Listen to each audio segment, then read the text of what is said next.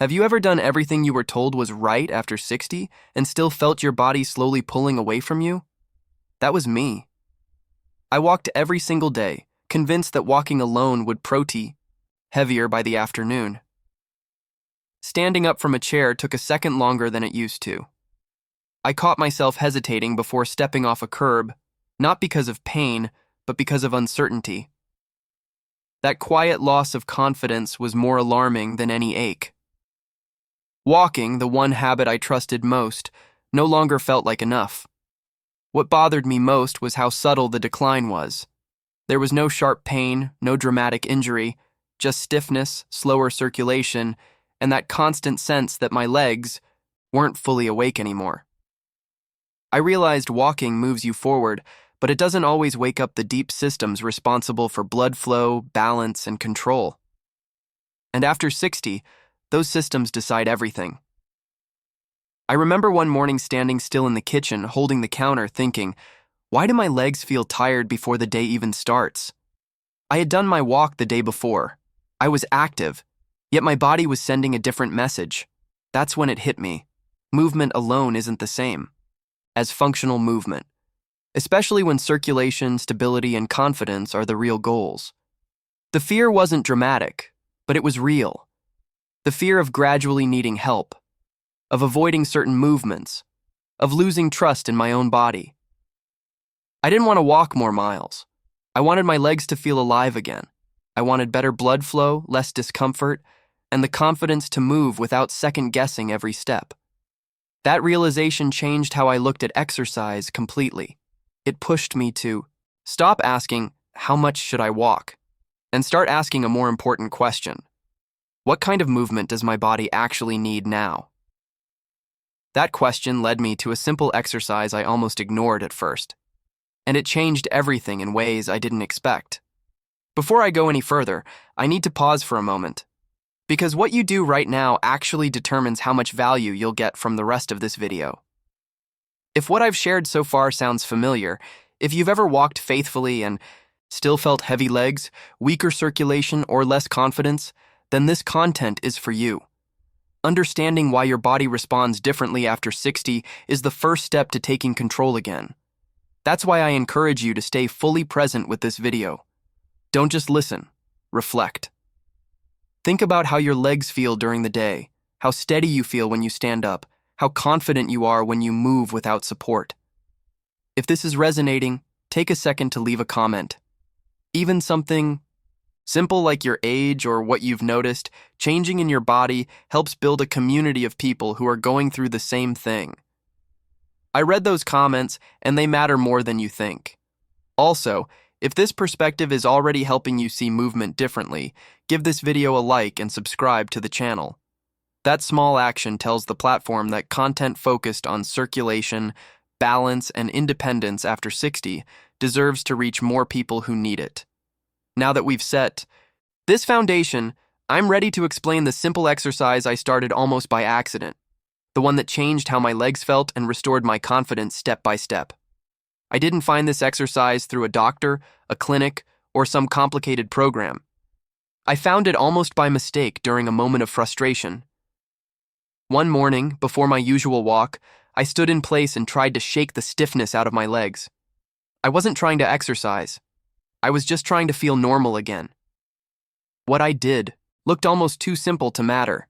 No equipment, no floor work, no fast movement. Just a slow, controlled motion that forced my legs to wake up instead of just carry me forward. At first, I dismissed it.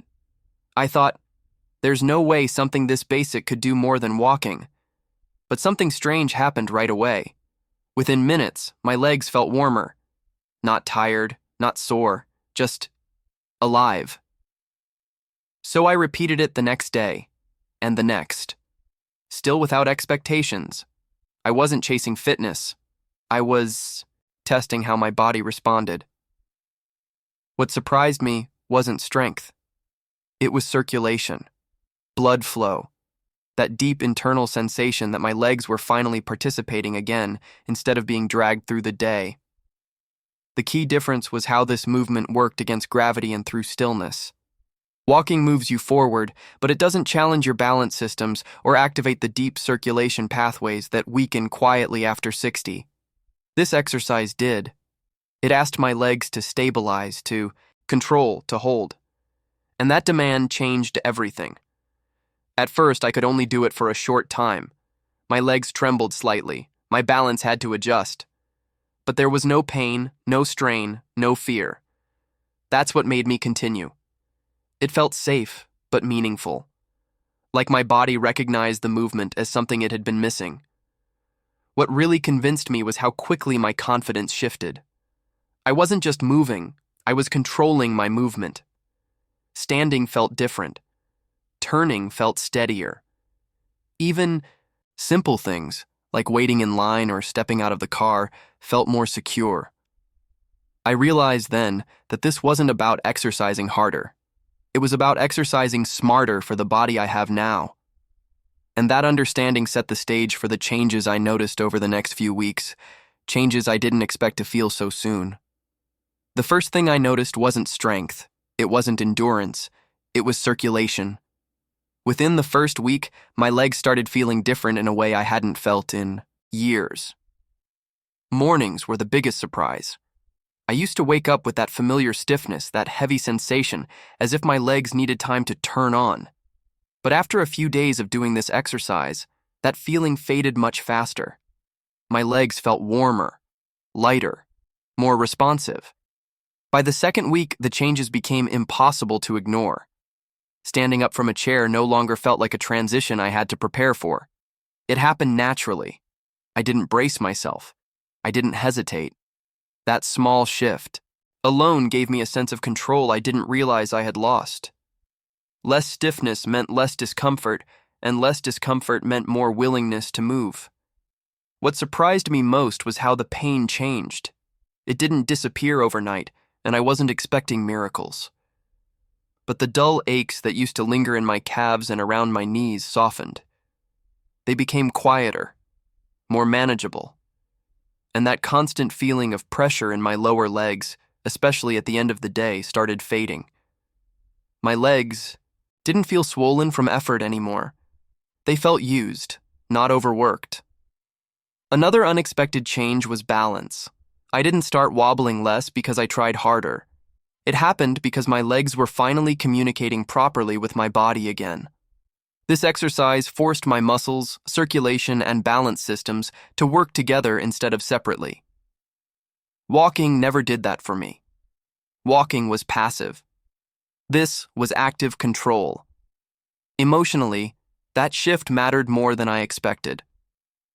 Confidence returned slowly, but clearly. I stopped looking for support without thinking. I trusted my steps more. I noticed myself moving through my day without that quiet fear of losing balance or feeling weak at the wrong moment. By the end of the third week, I realized something important. These changes weren't temporary sensations. They were adaptations.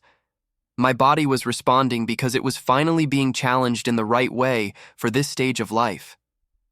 That's when I knew I needed to understand why this simple movement worked so well, and why it reached places walking never touched. What finally made everything click for me was understanding why this simple movement worked when walking didn't. Walking feels active, but after 60 it becomes repetitive. Your body learns how to do it with the least effort possible. The same muscles take over, the same pattern repeats, and circulation stays mostly superficial. Blood moves, yes, but it doesn't get pushed deeply into the areas that quietly weaken with age. This exercise forced my body to do something walking never asked of it. Hold, stabilize, and control. Instead of momentum carrying me forward, my legs had to support my weight while staying still. That stillness is powerful. It makes the muscles squeeze and release blood in a way that pumps circulation upward, especially from the lower legs. It's like waking up a system that had been running on low power for years. I also noticed how gravity played a role. Walking moves you horizontally. This movement works vertically. It challenges blood flow against gravity, which is exactly where many people after 60 start feeling heaviness, pressure, and fatigue in their legs. When muscles are asked to stabilize instead of just step, they act like a pump. Circulation becomes more efficient, not just more frequent. Another difference was how my joints felt afterward. Walking sometimes left my knees and hips feeling irritated, especially on harder surfaces. This movement didn't. Because it was slow and controlled, my joints stayed comfortable while my muscles did the work. That meant I could focus on how my legs felt internally instead of worrying about impact or pain. What really surprised me was how quickly the effect carried into the rest of my day. After doing this exercise, my legs didn't shut down later. They stayed warmer, less tight, less fatigued. Even in the evening when I used to feel that familiar heaviness, my legs felt more balanced, more present. That's when I realized circulation isn't just about movement. It's about how the body is asked to move. Walking keeps you going. This kind of movement rebuilds your connection to your legs, and that connection is what changes how safe, strong, and confident you feel on your feet. I didn't realize how much my balance had quietly changed until it started improving. Before this exercise, I thought balance was something you either had or lost with age. I didn't feel unstable all the time, but there was always that small hesitation. When I turned too quickly, when I stepped onto an uneven surface, when I stood still for too long. It wasn't dramatic, but it was always there in the background. This movement forced my body to slow down and listen. Instead of rushing from one step to another, my legs had to make constant micro-adjustments just to keep me steady. Those tiny corrections are what balance really is, and walking almost never trains them. Walking lets momentum do the work. This exercise removes momentum completely. Within a couple of weeks, I noticed something subtle but powerful. I stood differently. My posture felt more grounded. I wasn't locking my knees or gripping the floor with my toes anymore. My weight felt evenly distributed, and my body reacted faster when I shifted or turned. That gave me a sense of control I hadn't felt in a long time. The fear of falling didn't disappear overnight, but it lost its grip. I stopped thinking about it every time I moved. I trusted my legs again. That trust changed how I lived my day. I went out more. I stood longer while cooking. I moved with intention instead of caution. Confidence returned not because I was stronger, but because my body was communicating clearly again. What surprised me most was how mental this became. Balance isn't just physical, it's psychological. When your body feels stable, your mind relaxes. And when your mind relaxes, your movements become smoother and more natural. This exercise rebuilt that loop for me step by step. That's when I understood something important. Many people stop improving not because the exercise doesn't work, but because they unknowingly do one small thing wrong at the beginning. I almost made that mistake myself. At the beginning, I almost stopped doing this exercise. Not because it didn't work, but because I was doing it the wrong way without realizing it. And this is where many people give up too early. The mistake was subtle, but it made a huge difference in how my body responded. I was rushing it. I treated it like something I needed to get through instead of something I needed to feel. I held the position, but my mind was already thinking about what came next. My breathing was shallow. My weight shifted without control.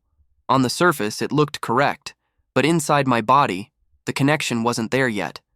Because of that, the first few times felt uncomfortable in the wrong way. My legs tired quickly. My balance felt shaky instead of stable. And I remember thinking, maybe this isn't for me after all. But instead of quitting, I slowed everything down. That changed everything. The moment I focused on breathing slowly and letting my legs settle into the movement, the exercise transformed. My muscles stopped fighting. Circulation improved instantly. I could feel blood moving through my lower legs instead of tension building up. Stability replaced strain. Another mistake I made was trying to do too much too soon. Longer holds. More repetitions. That backfired.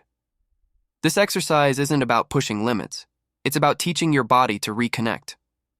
Once I reduced the time and focused on quality instead of quantity, the results came faster, not slower. I also learned to respect how my body felt that day. Some days required less effort, not more. Listening instead of forcing kept the movement safe and sustainable. That's what allowed it to become part of my life instead of another routine I would eventually abandon. Fixing that. One mistake didn't just improve the exercise, it made it reliable. And once something feels reliable, it becomes easy to turn it into a habit that fits naturally into your day. Once the exercise started working, I knew the real challenge wasn't doing it once in a while. It was making it part of my life without turning it into a burden. I didn't want another routine that felt forced or exhausting. I wanted something that fit naturally into my day, especially at this stage of life. What helped me most was choosing the right moment. I stopped trying to schedule it like a workout.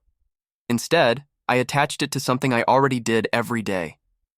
Most mornings I do it shortly after waking up, before my body stiffens and before the day pulls me in different directions. Just a few minutes, standing still, focusing on control and breathing. That timing made a huge difference for circulation and balance. On days when mornings felt rushed, I moved it to the evening, especially on days when my legs felt tired or heavy. Doing it later helped release that built-up tension and improved how my legs felt at night. I realized it didn't need a perfect time. It just needed consistency. I also stopped measuring progress in numbers, no timers, no targets. I paid attention to how my body responded, how steady I felt when standing, how confident I felt walking, how my legs felt at the end of the day. That feedback became my motivation, not discipline. Over time, the exercise stopped feeling like something I did. It became something I relied on, a reset for my legs, a way to reconnect with my balance and circulation without stress or pressure. And that's what made it sustainable. When something makes you feel safer and more capable in your own body, you don't need reminders to keep doing it. That's why I believe this simple movement works so well after 60. Not because it's intense, but because it respects how the body changes. And when you work with your body instead of against it, the results last. If you stayed with me until now, it tells me something important. It tells me you care about how your body feels, how confidently you move, and how independent you want to remain as the years go on. That matters more than any intense workout or complicated program. If this video helped you see movement differently after 60, take a moment to subscribe to the channel. This is where we focus on circulation, balance, stability, and simple habits that keep your body working for you, not against you. Leave a like as well. It helps this message reach others who need it just as much as you do. I'd also love to hear from you. In the comments, write, "I choose control" if staying steady, confident, and independent matters to you. That small action helps reinforce the commitment you're making to your own body. And before you go, don't stop here. The next video appearing on your screen goes even deeper into simple movements and daily habits that protect your legs and balance. After 60, click on it and keep building on what you started today.